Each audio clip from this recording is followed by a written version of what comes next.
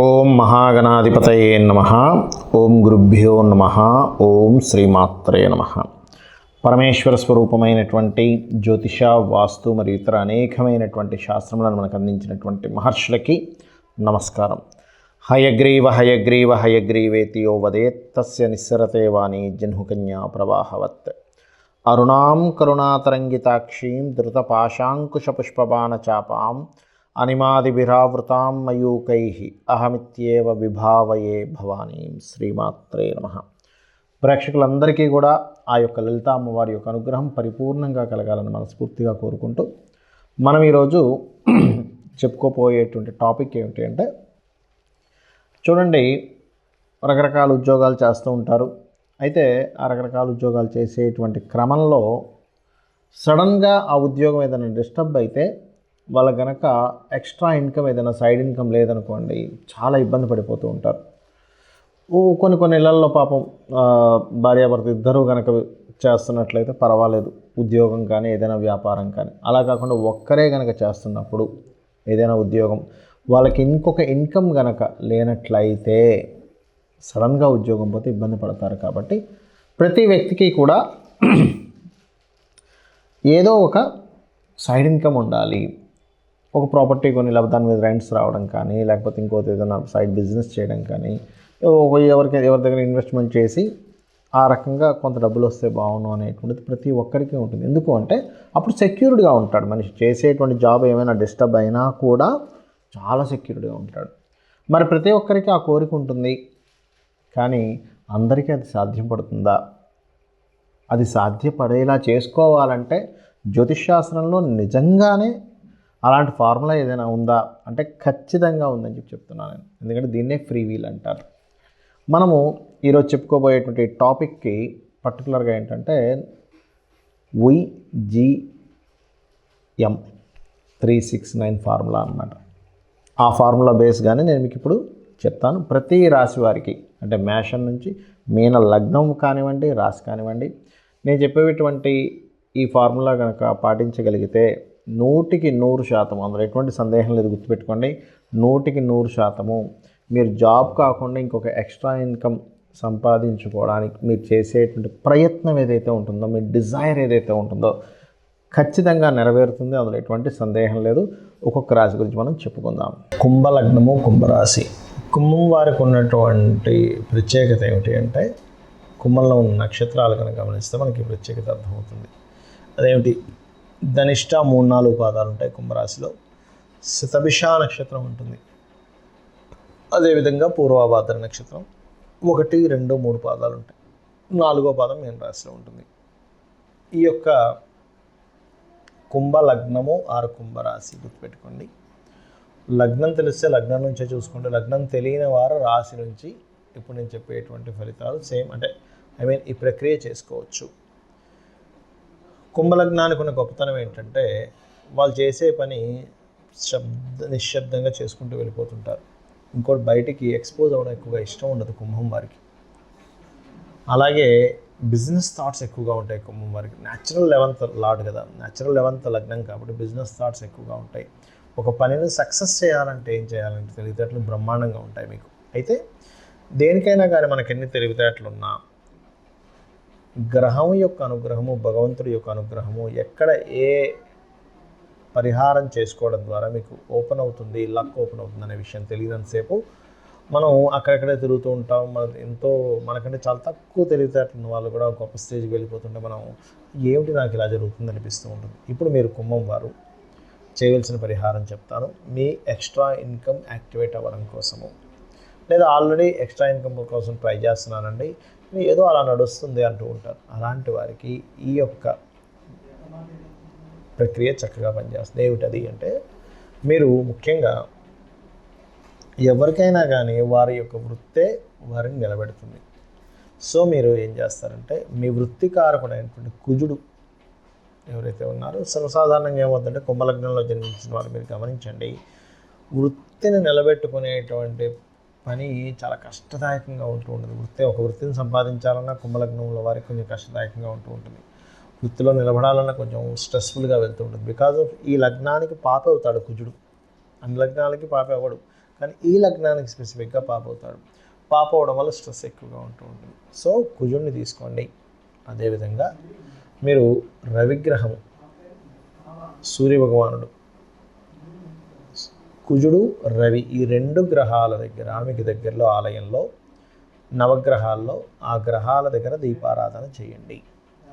వీటి దగ్గర దీపారాధన చేసి, అంటే ముందుగా దీపారాధనకి ముందు చక్కగా మీరు ఆ యొక్క గ్రహాలని శుభ్రంగా కడిగి వాటికి పసుపు కుంకుమ అలంకరణ చేసి ఆ యొక్క దీపములని ఒక చిన్న ఆకు వేసి అక్కడ దీపారాధన చేయండి ఈ 2 గ్రహాల దగ్గర. దాంతోపాటు మీకు తోచినటువంటి నైవేద్యం, మిశ్రీ కావచ్చు, చక్కెర కావచ్చు, లేనట్లయితే బెల్లం ముక్క కావచ్చు, ఏదైనా ఒక పండు కావచ్చు. చక్కగా మనకి మన భగవద్గీతలో చెప్తాడు, ఫలాపేక్ష రహితంగా పత్రమైనను, పుష్పమైనను, ఫలమైనను, ఉదకమైనను, అంటే నీటి చుక్కైనా పర్లేదు నేను తీసుకుంటాను, ఫలాపేక్ష రహితంగా ఇవ్వు అంటుంటాడు. అంటే ఏమిటి, ఇక్కడ వారికి సమర్పించేటప్పుడు వారికి ఎంతో భక్తితో చేయాలి. ఆ చేసి ఒక 9 ప్రదక్షిణాలు చేసుకొని అక్కడ అదే ప్రెమిసెస్లో నవగ్రహాలు ఉన్నటువంటి దాంట్లోనే మనకి మిగతా దేవతామూర్తులు కూడా ఉంటారు. అమ్మవారు కావచ్చు, స్వామివారు కావచ్చు. అందులో ముఖ్యంగా మీకు కుమారస్వామి లేదా సూర్య భగవానుడికి సంబంధించిన ప్రతిమ ఏదైనా ఉన్నా కూడా మీరు వెళ్ళి కనుక అక్కడ ప్రదక్షిణం చేసినట్లయితే 100% కూర్చొని ఆలోచించినట్లయితే అక్కడ కూర్చొని ప్రదక్షిణం తర్వాత మీరు ఏదైతే డిజైర్ అనుకుంటుంటారో అది 100% నెరవేరి తీరుతుంది. అయితే ఇక్కడ చాలామందికి మీరు ఏదైతే వేరే దేశాల్లో నివసిస్తుంటారో వారికి ఇబ్బంది వస్తూ ఉంటుంది. ఎలాగంటే ఆ దేశాల్లో ఆ నవగ్రహ టెంపుల్స్ కానీ ఉండనప్పుడు ఎలా చేయాలి అని ఒక చిక్కు వచ్చి పడుతుంది. అలాంటప్పుడు ఏమీ సంశయించకుండా, ఏమీ కంగారు పడాల్సిన పని లేదు, భయపడాల్సిన పని లేదు. చక్కగా మీ ఇంట్లోనే మీరు ఎక్కడైతే నివాసం ఉంటారో, అది రెంట్ హౌస్ అయినా ఓన్ హౌస్ అయినా సరే, అక్కడ 2 తమలపాకుల్లో పసుపు ముద్దతో మనం చూడండి, ఏదైనా మనకి ఇంట్లో కార్యక్రమం జరిగినప్పుడు పురోహితులు ఆ పూజా కార్యక్రమాల్లో ఒక చిన్న పసుపు ముద్దతో అప్పటికప్పుడు ఒక వినాయకుడి బొమ్మలా తయారు చేస్తారు. చేసి ఇదే గణపతి అని అనుకొని ఆ గణపతికి మనం పూజ చేస్తాం. తర్వాత ఆ గణపతిని పక్కన పెట్టి మెయిన్ పూజ స్టార్ట్ అవుతుంది. అలాగే ఇక్కడ కూడా మీరు గణపతిని ఫస్ట్ ఆరాధించి ఈ పూజ చేయాలి. గుర్తుపెట్టుకోండి, గణపతిని ఆరాధించి ఇంట్లో 2 గ్రహాలుగా భావిస్తూ 2 పసుపు ముద్దలతో, ఒక గ్రహము కుజుడు అనుకోండి, ఇంకోటి రవిగా 2 పసుపు ముద్దలు, ఒక పసుపు ముద్ద కుజుడు, మరొక పసుపు ముద్ద రవిగా భావిస్తూ సేమ్ ప్రక్రియ ఏదైతే మీరు టెంపుల్లో చేశారో ఇక్కడ చేస్తారు. చేసి ప్రదక్షిణం చేస్తారు. అయిపోయిన తర్వాత ఆ పసుపు ముద్దను చక్కగా ఏ మొక్కల్లోనో వేస్తారు. ఇలా చేసి ఆఖరిలో మీరు సూర్యభగవానుడిని కానీ లేదా కుమారస్వామిని కానీ ఓం స్కందాయ నమః, ఓం సూర్యాయ నమః ఈ 2 నామములు స్మరించుకుంటూ మీరు కనుక మీ యొక్క శ్వాసతో ఈ నుదుటి భాగం వరకు ఇలాగా తీసుకున్నట్టుగా భావిస్తున్నట్లయితే 100% మీకు మీ యొక్క మీరు చేసేటువంటి ఎక్స్ట్రా ఇన్కమ్ కోసం చేసే ప్రక్రియ ఏదైతే ఉందో ఖచ్చితంగా ఫలిస్తుంది ఆ యొక్క అమ్మవారి అనుగ్రహం మూలంగా. మీరు చేస్తున్నటువంటి సాధన పూర్తి స్థాయిలో మీకు ఫలించాలంటే కొన్ని స్టెప్స్ పాటించాలి. అది ఆఖరిలో చెప్తాను అన్న, అదేంటో ఇప్పుడు నేను మీకు చెప్తాను. పాయింట్ నెంబర్ 1 గుర్తుపెట్టుకోండి. ఇప్పుడు చెప్పిన సాధన రెగ్యులర్గా చేయండి, రోజు చేయండి. రోజు ఎలా చేస్తారు? హ్యాపీగా చేయండి. హ్యాపీ మూడ్ని తెచ్చుకొని చేయండి. అబ్బాయి ఏదో చేస్తున్నావు, ఇది చెప్పాడు ఫలిస్తుంది, కానీ అబ్బాయి ఏమిటి రోజు ఈ పని అనుకునే మూడ్లో చేయకండి. ఎందుకంటే మనము ఏ మూడ్లో చేస్తామో ఏ పనైనా కానీ దాని రిజల్ట్ కూడా ప్రకృతి అలాగే ఇస్తుంది. గుర్తుపెట్టుకోండి, హ్యాపీ మూడ్. అసలు ఈ భగవంతుడు మనకి మానవ జన్మనివ్వడం, మనం ఈ మానవ జన్మగా పుట్టడం చాలా గొప్ప విషయం. ఎంజాయ్ ఇట్ అన్నట్టుగా చేయండి, ఖచ్చితంగా పనిచేస్తుంది. అలాగే మరొకటి ఏంటంటే, మీకు ఇప్పుడు ఈ ప్రక్రియ వల్ల 100% మీకు సక్సెస్ వస్తుందండి. అందులో ఎటువంటి డౌట్ లేదు. గుర్తుపెట్టుకోండి, 100% వస్తుంది, వచ్చి తీరుతుంది. వచ్చిన దాంట్లో 1% నుంచి 10% లోపల మీ ఇష్టం, మీరు ఎంతైనా చేసుకోవచ్చు. ఎందుకంటే 1% అని ఎందుకు అంటున్నానంటే, ఒక వ్యక్తికి 1000 రూపాయలే రావచ్చు పాపం, అతనికి ఎక్స్ట్రా ఇన్కమ్. ఆ 1000 రూపాయలతో ఆ 1000లో 100 నువ్వు వేరే దాన్ని ఖర్చు పెట్టు అంటే పాపం అతనికి సాధ్యపడకపోవచ్చు. కానీ 10 రూపాయలు ఖర్చు పెట్టగలడుగా. 10 రూపాయలు, 1000 రూపాయలు, 10 రూపాయలు చాలా సింపుల్ విషయం కదా.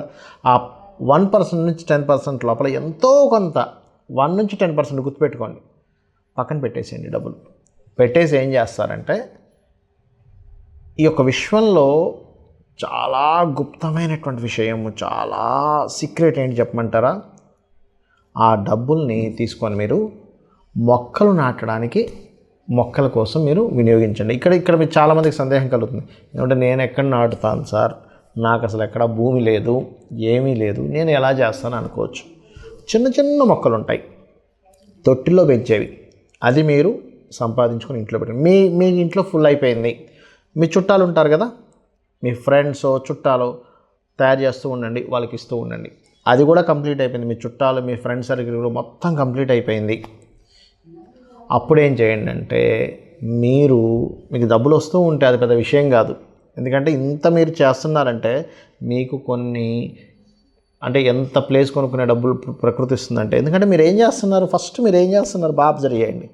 మొక్కల్ని ఇవ్వడం ప్రారంభిస్తున్నారు అంటే ఏం చేస్తున్నారు, కొంత భూమి ఈ ప్రకృతిని కాపాడడానికి ఆక్సిజన్ రిలీజ్ చేసేటువంటి ఒక మొక్కని ఇస్తున్నారు, మీ ఇంట్లో పెట్టుకుంటున్నారు ఫస్ట్. అంటే దాన్ని రక్షించడం స్టార్ట్ చేశారు, భూమిని రక్షించడం స్టార్ట్ చేశారు, చెట్టును రక్షించడం స్టార్ట్ చేశారు, మొక్కను రక్షించడం స్టార్ట్ చేశారు, ఎయిర్ని రక్షించడం అంటే ఎయిర్ పొల్యూట్ అయిపోతున్న దాన్ని రక్షించడం స్టార్ట్ చేశారు. అంటే చిన్నగా స్టార్ట్ చేశారు. మీరు ఏదో వేలు లక్షలు ఖర్చు పెట్టట్లా, జస్ట్ ఎంత ఉంటుందంటే ఒక 50 రూపాయలు 100 రూపాయలు చిన్నది వచ్చేస్తుంది మీకు. స్టార్ట్ చేశారు, మీరు ఇంట్లో స్టార్ట్ చేశారు. బాల్కనీస్లో, అపార్ట్మెంట్ అయితే బాల్కనీస్లో పెట్టుకోవడం. అయితే ఈ బాల్కనీస్లో కూడా ఇక్కడ ఫార్ములా చెప్తాను, సౌత్ వైపు ఆర్ ఈస్ట్ వైపు మాత్రమే పెట్టండి, నార్త్ బాల్కనీస్లో పెట్టకండి. ఇది వాస్తు టిప్ ఇది, బట్ చెప్తున్నాను నేను మీకు. ఈస్ట్ ఆర్ సౌత్లో పెట్టండి, నైరుతిలో కూడా పెట్టకండి, లేదా బిల్డింగ్ పైన ఈస్ట్ ఆర్ సౌత్లో పెట్టుకోండి మీరు మొక్కలు చక్కగా. ఎవరి బిల్డింగ్ మీద వాళ్ళు కనుక మొక్కలు పెంచుకోవడం కనుక స్టార్ట్ చేస్తే, ప్రకృతిలో మీరు కనుక దీనికి సంబంధించి చేశారా, ఇది మీకు తెలియకుండానే మీరు పొరపాటును కూడా మీరు ఇంకా మీరే కాకుండా మీ వంశం కూడా ఎక్కడ రుణ రోగ శత్రువుల్లోకి వెళ్ళదు. ఎందుకు వెళ్ళదు? పచ్చదనం అనేటువంటి బుధుడు. మనం ఎవరైనా అప్పుల పాలవుతున్నామన్నా, రుణాల పాలవుతున్నామన్నా, రోగాల పాలవుతున్నామన్నా, శత్రువుల పాలవుతున్నామన్నా బుధుడు పాడైతేనే అవుతుంది. మీరేం చేస్తున్నారు, ఫార్ములాలో దీన్ని పెంచుతున్నారు. ఇంకొకటి మీకు ఆల్రెడీ ఇప్పుడు నేను చెప్పిన ఫార్ములా వింటున్న వాళ్ళందరికీ కూడా 3 విషయాలు ఖచ్చితంగా ఉండుంటాయి. 1 రుణాలు ఉంటాయి, 2 రోగభరితంగా ఏదైనా ఇబ్బంది పడుతుండొచ్చు, 3 శత్రుత్వాలు ఉంటాయి. ఈ 3ని ఫస్ట్ తొలగించుకోవాలి. ఎలా తొలగించుకోవాలి? రుణం ఉందనుకోండి, మీకు రోజుకు ఒక ½ అవర్ ఓం అపర్ణాయై నమః అనే మంత్రాన్ని సాధన చేయండి, రోజు ½ అవర్. రుణం ఉంటే గనక, లేదండి నాకు రోగం ఉందండి, ఓం సర్వవ్యాధి ప్రశమని సర్వమృత్యు నివారణి అగ్రగణ్య అచింత్య రూప కలికల్మషనాశిని చేయండి. లేదంటే నాకు శత్రువులు ఉన్నాయి, మా ఇంట్లో వాళ్ళతో శత్రుత్వం, బయట వాళ్ళతో శత్రుత్వం, కోర్టు కేసు ఉంది, అది ఉంది, ఇది ఉంది, దీంట్లో నేను ఈ సాధన చేయాలి. ఎందుకు చెప్తున్నానంటే, ఫస్ట్ ఈ సాధన చేసేటప్పుడు ఇవి తొలగితే కానీ, అంటే ఈ కర్మలు తొలగితే కానీ మీ సాధన ముందుకు వెళ్ళదు, గుర్తుపెట్టుకోండి. మరి శత్రుత్వాలు ఉన్నాయి, ఏం చేయాలి? ఓం నమో నారాయణాయ, ఓం కుమారస్వామియే నమః, లేదా ఓం కార్తికేయ స్వామియే నమః అని ఒక ½ అవర్ చేసుకుంటూ ఆ శత్రువుని ఎలా ఫీల్ అవుతారంటే, వాడు నాకు శత్రువు కాదు, వాడు నాకు మిత్రుడు అని ఫీల్ అవ్వండి. వాడు నాకు శత్రువు కాదు, వాడు నాకు మిత్రుడు. ఎప్పుడు కూడా శత్రుభావము, రుణభావము, రోగభావము యాక్టివేషన్లో ఉంటే మీ డిజైర్ భావం యాక్టివేషన్ అవ్వదు. ఇది ఆస్ట్రాలజీ ఫార్ములా. ఇవి చేయండి, 100% మీరు ఐశ్వర్యవంతులు అవుతారు. ఐశ్వర్యం అంటే అన్నీ ఉండడం మనిషికి. శ్రీమాత్రే నమః.